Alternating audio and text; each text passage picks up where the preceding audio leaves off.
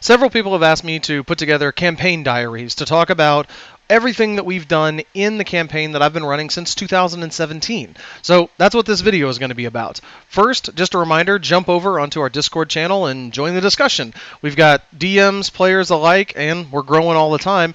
It's all Ptolus focused, so if you've got questions about what you're doing in your game or anything that you need help with, jump over there and we'd love to help. I'm very active on there, and there's a lot of other great people on there doing the same. Now, to start with our campaign diaries, like I said, I started this game in 2017. That game is the whole reason I built the website ptol.us, and I just wanted an easier way to manage that. Our game is a play-by-post campaign, meaning it's all text-based, all written out, and that's what we've been doing. We've got almost 8,000 posts now in the game. It's run on rpol.net, which is probably the best, as far as that I've found, play-by-post campaign. So that's where everything is. We're not a live-action game. We use Roll20 in order to manage some of our more complex combats, but a lot of times we just use theater of the mind. What I'm going to do here is just start going down. This is going to be a longer video. I'm going to try and keep it under 30 minutes, so we'll see how long we make through that. And I've never done one of these before, so let me know in the comments what you think, if I should make some adjustments, do something different, etc. Obviously, I've got the website here so I can reference this and show you a couple things. I'm also going to pull up, one of the things that I've done is I have a plots thread where I track everything. You can see here, day 1, Return to Ptolus is the very first time that we did this. But if we scroll way down, I mentioned in another video how it's really important to track time in Ptolus. So the 21st day of sun is actually a date inside of the Ptolus calendar. Check that out in your book. It's phenomenal. And so that's where I've started there. I've got this. This is just like a brief synopsis of each day that's happened, but I try to track that because of all the things going on. If you're a player, you probably don't want to watch this because a lot of the content that I talk about comes right out of the Ptolus adventure books, right out of the adventure hooks and other like extra references that are added to different locations. So if you're a player playing in a Ptolus campaign, I strongly recommend you leave because there's definitely going to be some spoilers if your DM is using any of that content. If you want to ask your DM and they say, nope, I'm making it all up from scratch, or no, I'm not using any of that stuff, then you're probably fine. As I mentioned, my number one rule is that you should not make your players from Ptolus. And the reason I made that rule is because I violated it from the very beginning.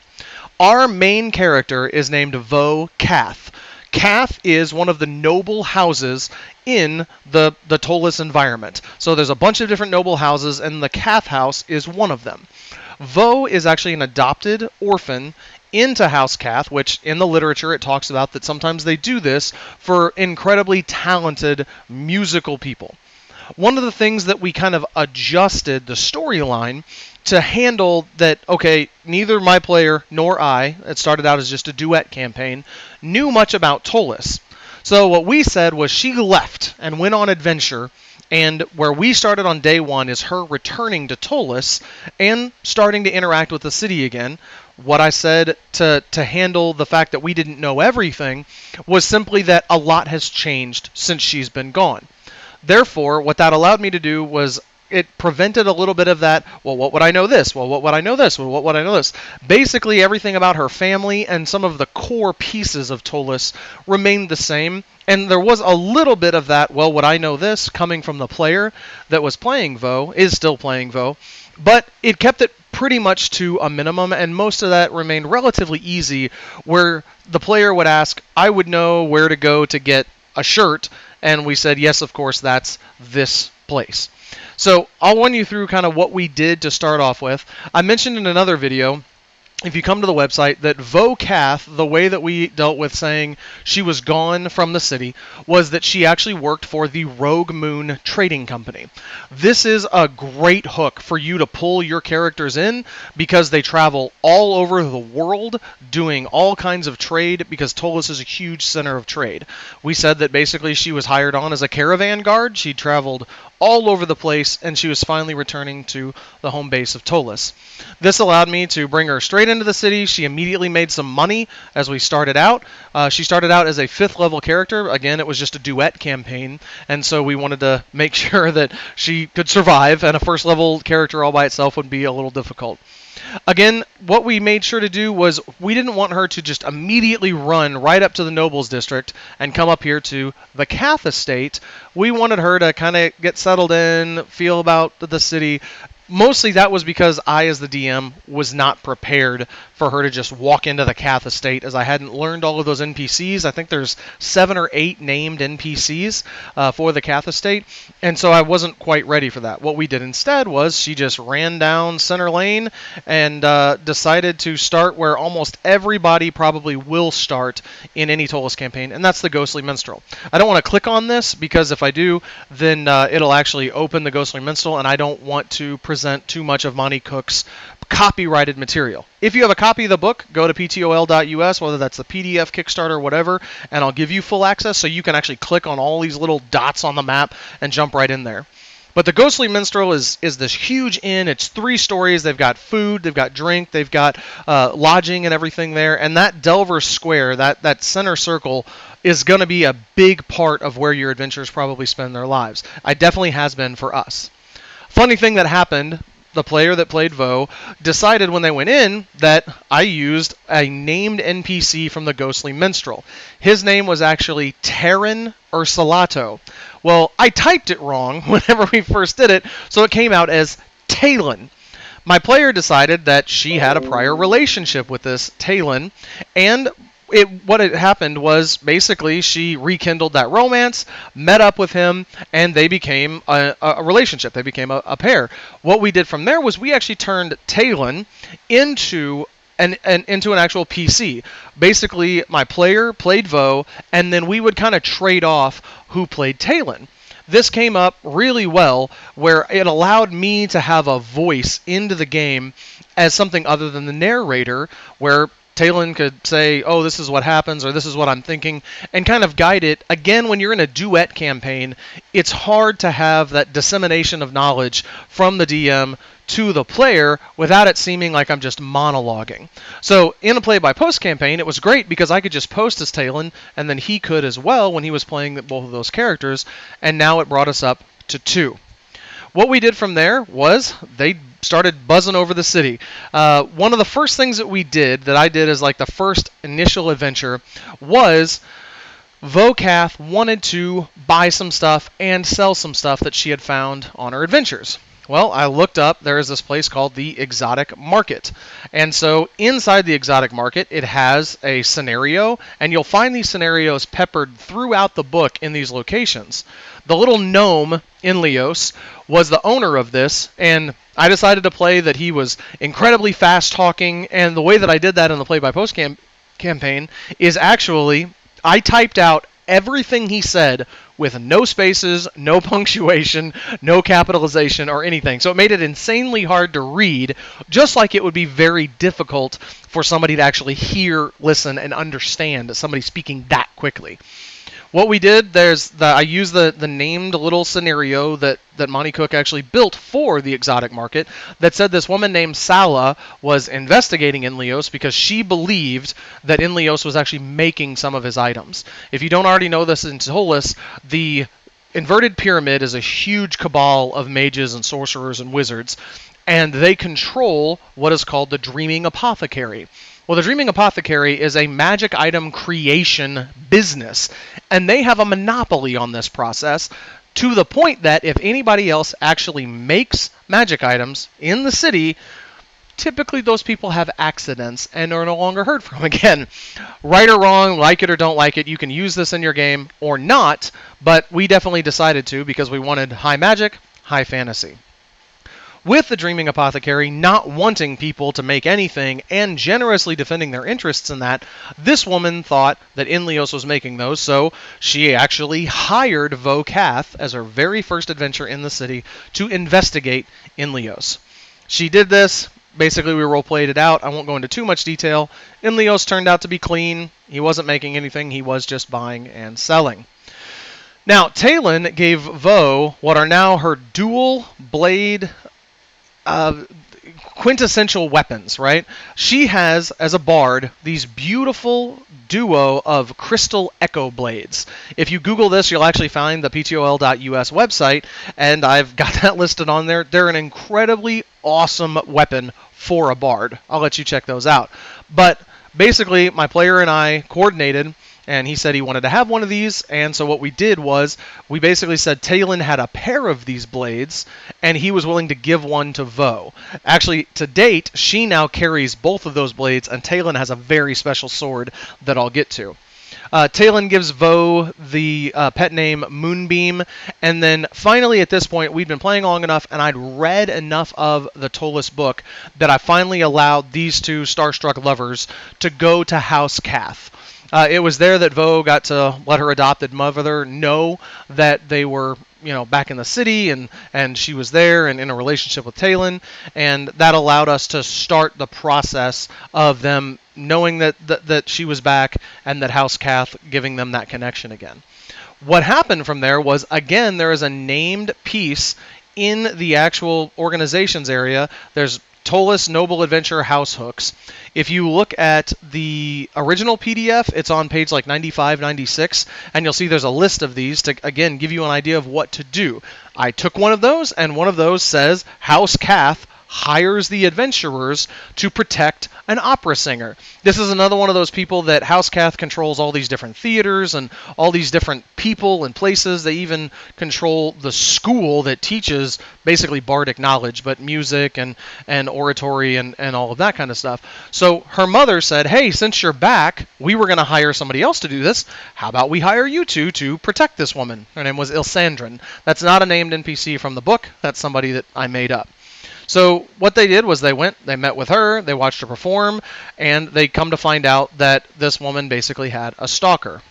Also during this time, Talon actually was a bard at the Ghostly Minstrel, so he would go back there and play there every night or every few nights, depending on what he could get scheduled, and that allowed him to make some money and also allowed him to stay at the Ghostly Minstrel for free, which also solved the lodging issue for Vogh because she just decided to shack up with him and live in sin.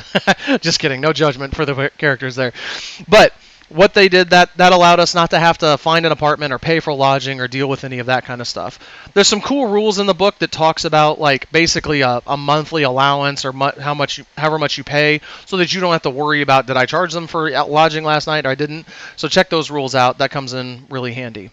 And another spoiler alert for later in the campaign, Vogh and Talon are actually building their own house/business in the Guildsman district, but we'll get to that point. So Talon occasionally goes back and he performs at the Minstrel to make money and keep his room. And they come back. They go to the theater. Well, as the stalkers showed up to talk to Ilsandrin, they were rushing after him because he fled as soon as he saw the bards that they were there to defend her. And, of course, there's a woman that screams from the alleyway, and they meet Fawn Quartermain for the very first time, who is being attacked by two pale dogs, which is one of the groups, one of the gangs that are in Ptolus. Again, this is the beginning hook to the Chapter 33 adventures. If you jump in there, you can read through these, and this is the way that I introduced that adventure. We've actually played through all of Chapter 33 already, and I'll be detailing basically what we did from there. Basically, since they let him go that night, since they decided we're going to save this pregnant woman from these attackers, then they had to let the guy go that was stalking her. But they set a trap for him, they captured him, they threatened him. It was pretty scary the way that Talon did that, but neither here nor there. And so basically with that threat, they let him go. They went to visit Fawn at Saks, which is a custom tailoring place. That's another place that your characters might wind up going to. And they got to talk to her. They found out that she has an incredibly nice apartment, far too expensive for what somebody at her place of work is actually making. And so they discussed her pregnancy, and then that the woman was attacked, and they started digging in a little bit more. You'll see day 10 here, I actually have relax. And again, this is something I try to work in with my characters, is that these folks, they are not going to be going non-stop day after day after day without any rest. If you're thinking about these people as real people, if you're thinking about the characters as real people, they're going to want to take a break from time to time, especially after they get these big Monty Hall times or where they make a lot of money. Then they could sit back for a few weeks. I know a lot of people have talked about their players have a really hard time with that downtime, but again, the way we've approached it is simply, if these were real people, they would want to take some days off. They would want to spend some of that hard-earned gold on luxuries and enjoyment. And again, what's awesome about Ptolus is that they have the ability to blow some money. You know, they can go out to expensive dinners, they can buy expensive clothes, they can go to cool parties, and they can spend money on all of those things that a lot of campaigns skip over. If that doesn't excite you, that's fine, but it's something that I really enjoyed. So then they go to this warehouse that these pale dogs were supposed to. They meet this elf that actually got away, and then they meet this guy also named Vagr. He was injured. They almost killed him basically in the fight. The elf ran away, and they took this human Vagr to Brother Fabitor Fisk, that is actually a cleric. His city. I'm sorry, not city. His church is actually St. Gustav's Chapel. Again, this is probably another place that your characters are going to spend a lot of time because he heals adventurers, delvers. They can pop up out of Delver Square right here, right out of the Undercity, go right across the street. And one of the flavor things that I did with Brother Fabitor Fisk and with St. Gustav's Chapel was that I always made sure that he was constantly busy. This also showed my players that there's a lot of people down that are delving, that are doing dangerous things, that are trying to pull stuff up from this Undercity and try to make their fortune, but a lot of them get hurt, and not all of them make a whole lot of money. So that was one flavor thing that we added, that basically they were always busy. If you read through the St. Gustav's Chapel, there's some other tweaks where they say, like, the chapel hasn't been making a lot of money. I decided to go the other way on that and say that Brother Fabitor, as they have gotten to know him and spend time with him and come in and out of the chapel over weeks and months that they've been adventuring, they actually start to see that he's hired a couple other clerics that have come in and they're helping him, and it's growing and flourishing because there's so many delvers that are spending the money to get that healing. Again, you can use this or not use this. You can easily change in your game to say that the church clerics don't do this for money, or they don't do it at all unless you're a member of the church or something. There's a lot of play there, but it's something that we never really had to worry about because basically our characters bought some healing magic, and he did heal them from time to time. So they go and they meet Brother Fabitor, and they get this guy healed, and they learn about Torridon Cran, who is a bad kind of underworld guy. What comes from there is they keep the guy overnight, and then they turned him into the City Watch. So Vagr, they actually turned into the City Watch. This is another handy thing. If you pop back over to the map, right here in Delver Square is a watch house. What I did with that was that whenever they had criminals, whenever they had people that, you know, they didn't want to just keep and lock them up themselves, it's perfect. You bring them over to the watch house, they detail the list of crimes, the watch house will then take them and then process them. This is a great out for you as a DM, where if your players are wonderfully not just murder hobos, where they're capturing these NPCs, instead of them having to just kill them and worry that they're going to come back, they can take them to the watch and have them processed. Another great place that we haven't got to yet here, but is the Brotherhood of Redemption, or the Monastery of Redemption. This is another really cool location that they specifically focus on redeeming evil creatures. They won't take humans, they won't take elves, they won't take dwarves. But this is really handy where, again, if you've got players that are worried about, they don't want to just kill everything, that they've captured something and they feel bad just killing a helpless NPC or helpless monster, the Brotherhood and the Monastery of Redemption is a great place that they actually even pay to have you drop those people off. There's no real talk about how they get their funding or anything, but that's up to you. And they have a process where they actually redeem evil monsters. And so that's one of the other places we've used that, I think, just once or twice in the game. But this is a great out for you as a DM to turn those people over. So they turned Vagr over. They actually went and got Fawn Quartermain and moved her to their room at the Ghostly Minstrel just to make sure that she was taken care of and not injured or anything like that. They found out about this Torridon Cran. They went, they scouted out his house, and he had a magic user and then kind of a beefy guy that they was just doing security, and they basically wound up killing all of them. They took them all out. They brought everything in. I take that back. Gunn, I believe he was the magic user, or one of the other guys. He was just the. Oh, I'm sorry. Yeah, Gunn was the just kind of the muscle guy. Vogh actually used a spell, charmed him, and they actually let him go because he didn't fight. Well, they took all of that stuff that they got from there and they went to Raster's weapons. Again, we come back into Delver Square. You'll hear me talk about this a lot. They spend a ton of time here. So Raster's weapons, he is a Litorian, which is the big, cool lion men, and they sold the weapons here. He, by default, pays 50% for any of the weapons, so you take the book value and just take 50% of that, and that's what he pays. It makes it really simple to process everything. I'll just, at this point now with the players, I just say, these are the weapons you find, or take off the bad guys. They know to check the DMG or D20 PFSRD, since we're playing in Pathfinder, find out what the value is, and they just know, okay, if it's a +1 weapon, we get 50% of that. And actually another teaser is they actually get 75% because Talon carries an incredibly special weapon. I'll keep teasing you with some of that stuff that's going to be exciting. They take a few weeks off to just relax because they made a lot of money and they just wanted to chill out for a little bit.